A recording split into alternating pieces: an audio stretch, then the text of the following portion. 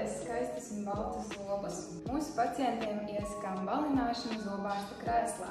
Šī procedūra ir drošāka nekā mājās izmantotie balināšanas līdzekļi. Tā kā balināšanas laiks ir ilgāks nekā mājās, kā arī tiek izmantoti intensīvāki balināšanas līdzekļi, tad arī pacientam balināšanas rezultāts ir daudz pamanāmāks. Balināšana zobārsta krēslā tiek vienmēr kontrolēta no ārsta puses.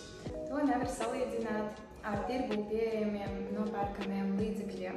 Izvēloties tirgū nopērkamos balināšanas līdzekļus, pacients var saskarties ar dažādiem riskiem, kā piemēram zobu jūtīgumu.